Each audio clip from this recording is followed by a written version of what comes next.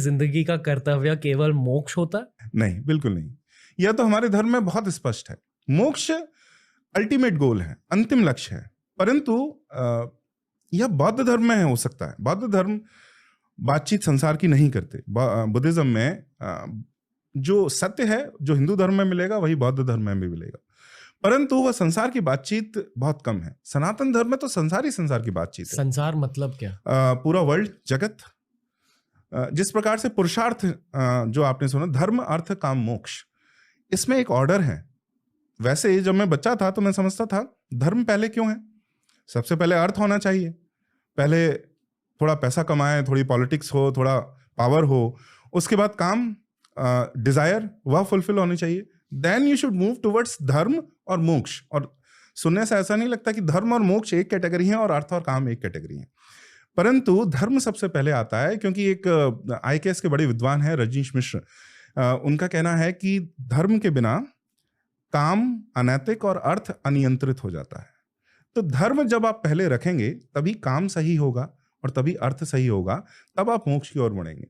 परंतु बीच में आपको संसार को पूरा एंजॉय करना है, उसका पूरा रस उठाना है।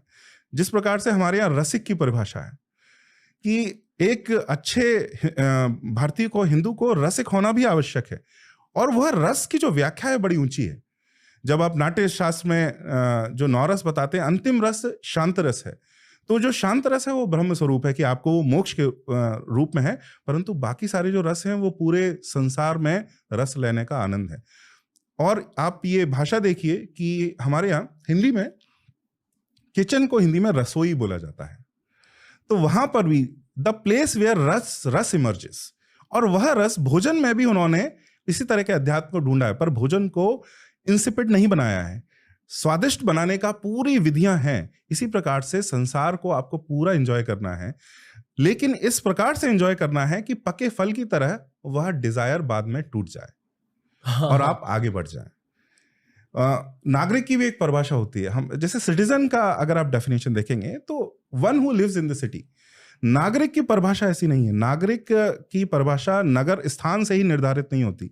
हमारे यहाँ शास्त्र, सौंदर्य शास्त्र बोलते हैं कि नागरिक वह है जो नगर में रह के कला और कलाकारों का संवर्धन करे, मतलब आर्ट और आर्टिस्ट का सपोर्ट करे, वह सिटीजन है। केवल वह नहीं है जो केवल सिटी में रह रहा है। He has to support art and artist while he is living in the city. That is the definition of a नागरिक। तो हमने तो संसार को आनंद लेने के सारे ग्रंथ लिखे हैं। भरत गुप्त जी हैं, बहुत बड़े विद्वान हैं।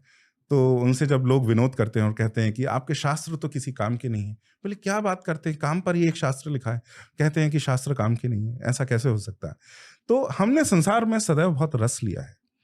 उस रस को लेने के साथ, परंतु वह रस आपको नीचे की ओर ना ले जाए, वह आपको अधोगति में ना ले जाए, आप केवल उसके गुलाम ना बन जाएं। जो कि आप जो एक आधुनिक लाइफस्टाइल है उसमें एक खतरा यह भी मंडाता रहता है, you can just become a slave of your desires. हमारे यहाँ डिजायर है, उसको फुलफिल करें, but then time should come when you can come over.